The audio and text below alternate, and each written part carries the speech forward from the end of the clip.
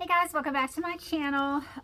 This is my May reading wrap-up, which is going to be pretty short, and that's actually a really good thing because I have like no space left on my phone.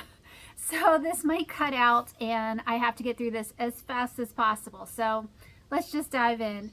The first book that I read was A Fall of Merryolds by Susan Meisner. I gave this book 5 stars. This was fantastic. It was very sad though. This is a dual timeline novel. Part of it takes place in 1911 on Ellis Island. There is a woman who went through something awful, and to kind of escape thinking about it and dealing with it, she started working on Ellis Island as a nurse for all the immigrants that were coming in. If they showed up and they were sick, she helped take care of them. And then in modern times, well, 10 years after 9/11 happened, so kind of modern times, there's another timeline of a woman who was there when 9/11 happened, like they're at the towers when it happened, and the whole story is about how kind of these two storylines are connected. I wrote that it was devastating and beautiful, and I stand by that. I learned a lot, especially all of the Ellis Island stuff from 1911. I thought all of that was so interesting.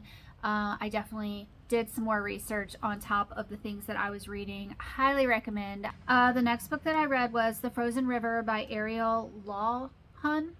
Lawhon, I think that's how you say her name. I gave this one 3 stars, and I am definitely in the minority on this. This was a 5-star read for the majority of people, and I put this book on hold at my library, the ebook. I put it on hold, I want to say in like September or October, and I did not get this book until May. There was over 1,000 people that had holds on this book. So it's very popular, and this is a historical mystery book set in the 1700s. I want to say in like Massachusetts area, and it is about a woman who is a midwife and the life that she is living in this small town in the 1700s. It deals a lot with, there is a murder, there's a mystery, and all of the drama that goes on in this town. I thought this book was going to be more about a historical mystery, and it turned out to be way more of a drama. It reminded me of like a modern day soap opera with some of the storylines that were going on. Some of it was, it might have been true. This is probably based off of things that actually did happen, but it was just like one after the other after the other. And it felt just like, okay, calm down. There's a lot going on here. So it felt kind of unbelievable or soap opera-ish to me. Also, I felt like it was very repetitive because most of the book is the midwife going to different women's house while they are in labor and giving birth. And so many of the women were pregnant out of wedlock. And that again felt kind of unbelievable to me. And I'm like, I don't know, that's a lot. Anyway, also the ending of the book, I do want to stress, if you have a sensitive stomach at all, or if you want trigger warnings for certain things, there is described rape in this book, and at the end of the book there is a fight that happens between the midwife and someone else, and she ends up, I don't want to give spoilers away, but the way the fight plays out, again, it's like a soap opera. It is so over the top.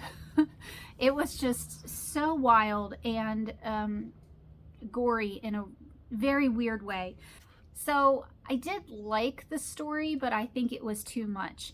There was an instance in there where she used a term, the midwife used a term, milk toast. She called someone milk toast. And I'm like, what is milk toast? I've never heard this word before. And so I looked it up.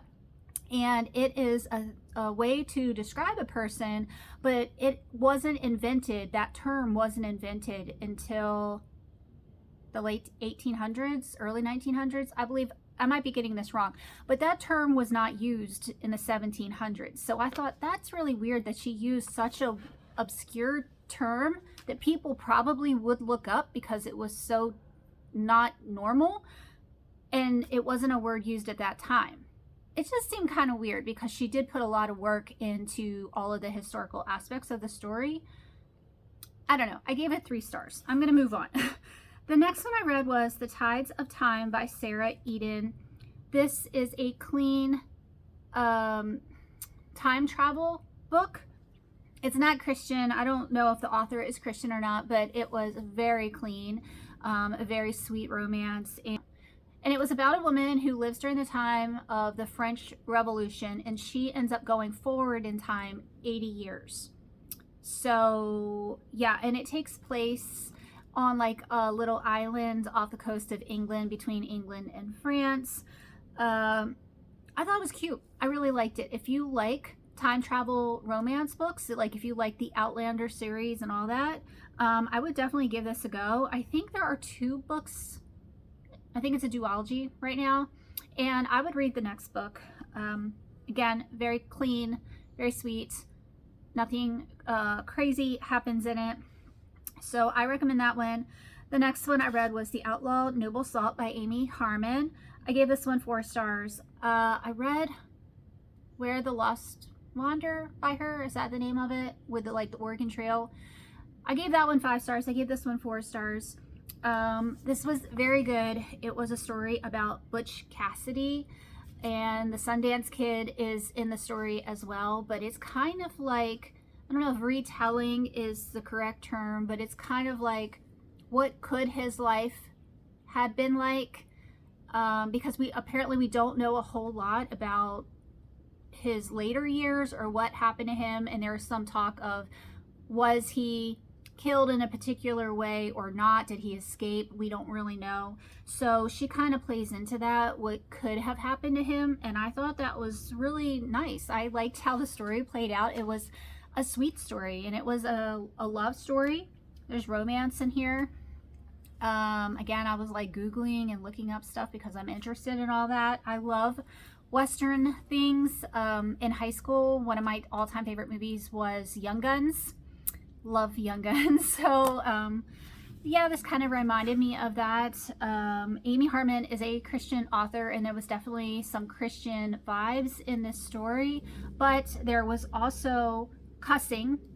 For me, it wasn't too much cussing, but if you don't like any cussing at all, then maybe steer clear of it. But these were, you know, outlaws, cowboys, you know, who were robbing stagecoaches and banks and things like that. And she used like the language that they would use. So, and there was also rape in this book. So I'm going to go ahead and end this here. There was one more book that I finished up first day or 2 of June, but I'm going to go ahead and make that in a June video because I don't want to run out of storage on my phone. So yeah, not a whole lot to talk about, but if you've read any of these books or if you have any thoughts, please let me know. I'd love to chat about it. I hope everybody had a great May and is having a great June, and I will see you soon. Bye.